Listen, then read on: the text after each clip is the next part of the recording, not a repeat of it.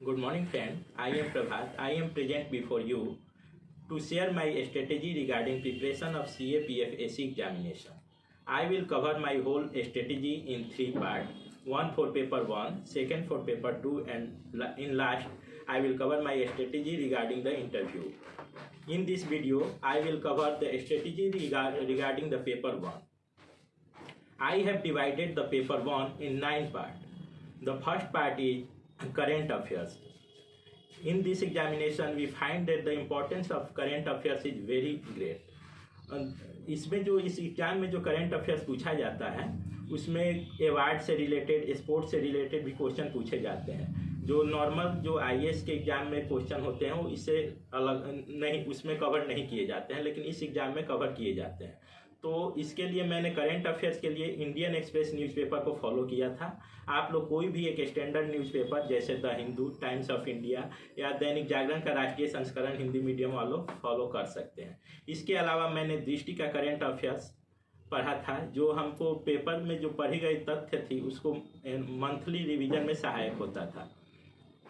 Current affairs पे जो हमारा स्पेशल इम्फेसिस होना चाहिए, क्योंकि इससे पॉलिटी का भी क्वेश्चन जो होता है, जो न्यूज़ में होता है, वो भी आता है। इसलिए करंट अफेयर्स एग्जामिनेशन के लिए काफ़ी इम्पोर्टेंट है। इस एग्ज़ाम में सिनेमा से भी, सिनेमा जगत में जो अवार्ड दिए जाते हैं उसके रिगार्डिंग भी फैक्ट्स पूछे जाते हैं। Nobel prize, Raman Magsaysay award, इन सब से भी क्वेश्चन पूछे जाते हैं, तो इनको हम न्यूज़पेपर पढ़ते समय कवर कर सकते हैं। दूसरी चीज़ है पॉलिटी के लिए लक्ष्मीकांत को बाइबल माना जाता है, सिविल सर्विसेज एग्जामिनेशन हो या ये एग्जामिनेशन हो। तो मेरा सजेशन रहेगा सभी एस्पिरेंट से कि वो लक्ष्मीकांत बुक को 2-3 बार थॉरोली रीडिंग करें, और वो अपना परफॉर्मेंस चेक करने के लिए इस किताब के बुक के लास्ट में जो एमसीक्यू दिए हुए हैं उसको सॉल्व करने की कोशिश करें। अगर वो 70 to 80% क्वेश्चन एक्यूरेटली सही कर पा रहे हैं तो इसका मतलब है कि उन्होंने अच्छे से उस बुक को ग्रैस्प कर लिया है, और उनको अपने नॉलेज को ब्रश अप करने की ज़रूरत है, जो करंट अफेयर्स पेपर के माध्यम से होता रहेगा, और उनको बार बार मल्टीपल टाइम रिवीजन करना पड़ेगा। पॉलिटी के लिए एक और बुक आप फॉलो कर सकते हैं, एनसीईआरटी की जो बुक है our constitution at the war. ये बुक आपको इन डेप्थ नॉलेज, आपको अंडरस्टैंडिंग बिल्डअप करने में काफ़ी हेल्पफुल है, तो इसका आप हेल्प ले सकते हैं। और दूसरी चीज़ है कि अगर टेक्स्ट बुक आप पढ़ते हैं तो इससे एग्जामिनेशन के दौरान आपको ये फ़ायदा होगा कि आप ऑप्शन को काफ़ी क्लेवरली एलिमिनेट कर सकते हैं, जो कि आपको अच्छा मार्क्स दिलाने में काफ़ी सहायता प्रदान करेगा। थर्ड जो टॉपिक है मेरा वो हिस्ट्री के बारे में है। तो हिस्ट्री को हम 3 सेक्शन में डिवाइड करते हैं, और यहाँ पे देखते हैं कि किस सेक्शन से ज़्यादा क्वेश्चन आता है। तो एंशिएंट हिस्ट्री से भी अच्छे खासे क्वेश्चन आते हैं, तो उसके लिए हम आर एस शर्मा की बुक, जो रामशरण शर्मा की बुक है, पहले ओल्ड एनसीईआरटी हुआ करती थी, आजकल उनकी बुक ऑक्सफोर्ड पब्लिकेशन से पब्लिश होती है, उसको फॉलो किया था मैंने। मेडिवल के लिए मैंने लूसेंट को फॉलो किया था, क्योंकि इससे बहुत ज़्यादा क्वेश्चन आते नहीं है, फैक्ट बेस्ड क्वेश्चन आते हैं, तो मैं समझता हूँ कि लूसेंट इसके लिए मोर देन सफिशियंट है। और जो थर्ड और एक लार्ज शेयर, जो लायन शेयर हिस्ट्री का कवर करता है, मॉडर्न हिस्ट्री, इसके लिए आप स्पेक्ट्रम की बुक पढ़ सकते हैं। मैंने बिपिन चंद्रा की इंडियन इंडिपेंडेंस वाली बुक पढ़ी थी, काफ़ी अच्छी बुक थी, उसने कॉन्फिडेंस बिल्डिंग में भी काफ़ी सहायता किया। जो नेक्स्ट टॉपिक है वो ज्योग्राफी है। ज्योग्राफी का जो हम ट्रेंड देखते हैं, तो मेरे हिसाब से ज्योग्राफी में एनसीईआरटी मोर देन सफिशियंट है। 11th और 12th की आप एनसीईआरटी कर जाइए, और प्लस में मैंने जीसी लियोन की भी बुक पढ़ी थी, लेकिन उसकी मैंने सेलेक्टिव रीडिंग ही किया था। तो ये 3 बुक काफ़ी है, मोर देन सफिशियंट है। और हमको ज्योग्राफी सेक्शन में हम देखते हैं कि इस एग्जाम में जो क्वेश्चन पूछे जाते हैं मोर और लेस ओशियन करंट हुआ, रॉक के टाइप्स हुए, इन सब से रिलेटेड क्वेश्चन पूछे जाते हैं। वोल्केनो, कौन सी वोल्केनो कहाँ पे इरप्ट होती है, क्या क्या उसकी खासियत है, ये सब पूछा जाता है। और तीसरी चीज़ ज्योग्राफी में है मैप। तो मैप के लिए हमेशा एक एटलस अपने पास रखें। मैंने ऑक्सफोर्ड स्टूडेंट एटलस को फॉलो किया था। जब भी आपको न्यूज़पेपर पढ़ते समय या कोई भी चीज़, कोई भी लोकेशन आपको नया दिखाई देता है, तो उसको तुरंत आप मैप में लोकेट करने की कोशिश कीजिए, और उसके आसपास के जो प्लेस है उससे भी उसकी relative position, north to south, east to west arrange करने की कोशिश करें।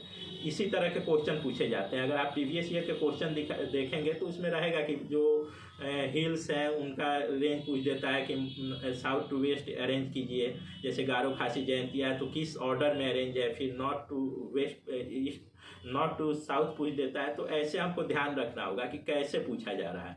तो अरेंजमेंट जरूरी है, हमको आँख खोल के मतलब ओपनली उसको पढ़ना है और ब्रॉड व्यू में पढ़ना है। जब भी कोई लोकेशन आता है तो उसके आसपास के जगह के बारे में भी हमें नॉलेज होना चाहिए।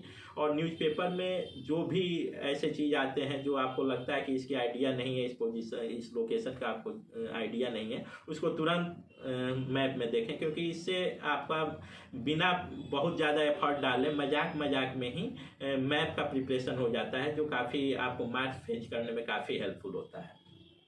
इसके बाद जो टॉपिक है, नेक्स्ट टॉपिक है इकोनॉमी। इकोनॉमी के लिए आप रमेश सिंह फॉलो कर सकते हैं, लेकिन मैं समझता हूँ कि रमेश सिंह की बुक इस एग्जामिनेशन के लिए काफ़ी बर्डनसम हो जाएगा, क्योंकि उस बहुत मोटी बुक है और कवर करने में काफ़ी टाइम भी लग जाता है। तो अगर आप सेलेक्टिव रीडिंग करना चाहते हैं तो आप 11th और 12th की NCERT पढ़िए, वो कॉन्सेप्ट बिल्डिंग में काफ़ी हेल्पफुल है। उसके बाद आप दृष्टि करंट अफेयर्स में जो इकोनॉमिक सेक्शन आता है, या विजन IAS की जो मैगजीन आती है उसमें जो इकोनॉमी का सेक्शन आता है उसको थॉरोली पढ़िए। जब भी कोई न्यू टर्म आता है उसको गूगल पे सर्च कीजिए और ध्यान दीजिए, जिससे आपको उस कंसेप्ट के बारे में आइडिया होगा। और इस बार 2019 के पेपर अगर आप देखेंगे तो आप पाएंगे कि इकोनॉमिक्स से बहुत ही अच्छे क्वेश्चन पूछे गए थे।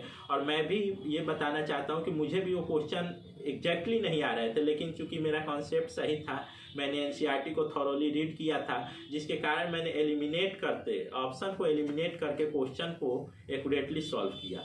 तो मैं समझता हूं कि अगर आप स्टैंडर्ड बुक से पढ़ते हैं तो आपको एग्जाम के दौरान ऑप्शन एलिमिनेट करने में काफ़ी सहायता होगा, जो गाइड बुक से डेवलप नहीं होता है। इसलिए आप इकोनॉमिक्स में स्टैंडर्ड बुक फॉलो करें।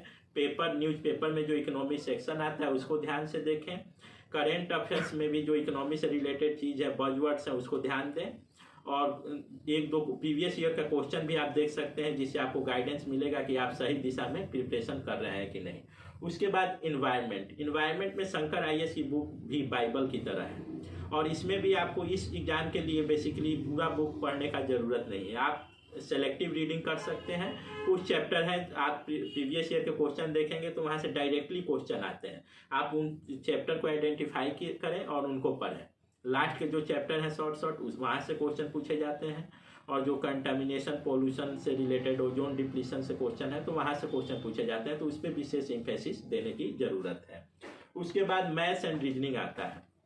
मैथ और रीजनिंग का जो यहाँ पे स्टैंडर्ड होता है वो अच्छा होता है, 10th स्टैंडर्ड का होता है, बहुत ज़्यादा टफ नहीं होता है। तो यानी जिस भी स्टूडेंट की स्कूलिंग अच्छी होगी उसको इसके बारे में बहुत ज़्यादा चिंता करने की ज़रूरत नहीं है। क्योंकि मेरा बैकग्राउंड साइंस बैकग्राउंड रहा, मैंने BTech किया था, तो मैंने इसको कभी मतलब इसके लिए फोकस नहीं किया। लेकिन जो भी स्टूडेंट अपने आप को इस पेपर में कंफर्ट लेवल में महसूस नहीं कर रहे हैं, प्रीवियस ईयर के क्वेश्चन को देखें। अगर 25 क्वेश्चन के आसपास क्वेश्चन आते हैं, अगर उसमें से वो आराम से फर्स्ट क्वेश्चन देखते हैं 23-24 करने में सक्षम नहीं है, तो उनको मैं सोचता हूँ कि कुछ बुक है CGL स्टैंडर्ड की जो रीजनिंग है उसको लगा लेना चाहिए, और 10th लेवल की जो मैथ्स की बुक है उसको रिवीजन कर लेना चाहिए। वो काफ़ी हेल्पफुल रहेगा इसके लिए। और बाकी सब है तो ऐसे ही, और आप अपना दिमाग खुला रखें। बेसिक न्यूमेरेसी पर कमांड रहने पे मैं समझता हूँ कि इस सेक्शन में कोई दिक्कत नहीं आने वाली है। साइंस के लिए भी मैं ये बताना चाहूँगा कि साइंस सेक्शन में भी जिनकी स्कूलिंग अच्छी हुई है, जो साइंस बैकग्राउंड से हैं या जिन्होंने स्कूल टाइम में साइंस को अच्छे से पढ़ा, उसको NCERT पढ़ने की बहुत ज़रूरत नहीं है। और रिवीजन पर्पस से जो लूसेंट के जनरल नॉलेज में जनरल साइंस का जो सेगमेंट आता है उसको पढ़ लें, वो काफ़ी बेनिफिट होगा। फिर भी अगर आप अपने आप को कंफर्ट लेवल में महसूस नहीं कर रहे हैं, आप में कॉन्फिडेंस की कमी लग रही है, तो आप जो भी चीज़ लूसेंट में आपको समझ में नहीं आ रही है उसको आप NCERT में रेफ़र कर सकते हैं या गूगल का सहायता ले सकते हैं ये। और इसके बाद जो टॉपिक आता है मिसलेनियस, जो और भी चीज़ कवर करता है। तो मिसलेनियस के लिए मैं समझता हूँ कि फ्रेंड सर्किल में जो आपकी बातें होती है, डिस्कशन होती है, तो एक ऐसे टॉपिक पे डिबेट जो होती है, किसी भी मुद्दे पे डिबेट हो, तो वहाँ से भी क्वेश्चन डायरेक्टली आ जाते हैं। तो हमको चाहिए कि हम लोग ऐसे ही करें कि फ्रेंड सर्किल में जो बातें होती हैं तो अच्छे से उसमें मतलब जो फैक्ट इत्यादि का यूज किया जाए, स्टैंडर्ड किया जाए, और वहाँ पे हम एक्टिवली डिस्कशन में पार्टिसिपेट करें।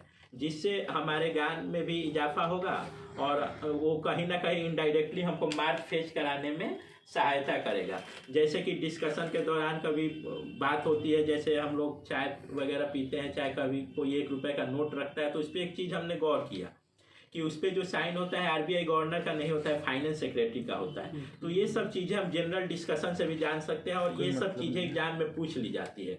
तो मैं समझता हूँ कि जो मिसलेनियस है उसके लिए ऐसा ही पर्पज़ है कि आप जनरल डिस्कशन ओपन माइंडेडली जहाँ भी रहें वो दिमाग खोल के रहें और अपने सराउंडिंग से सीखने की कोशिश करें। जैसे स्लमडॉग मिलेनियर मूवी में भी हमने देखा है कि उसने कई सवाल का जवाब ऐसे ही दे दिया था कॉमन सेंस से, कॉमन सेंस बेस्ड नॉलेज। यानी कि आप जहाँ भी रहें अपने दिमाग को ओपन रखें तो जो मिसलेनियस इन सब के अलावा जो टॉपिक है वहाँ के क्वेश्चन को आप इजीली सॉल्व कर सकते हैं।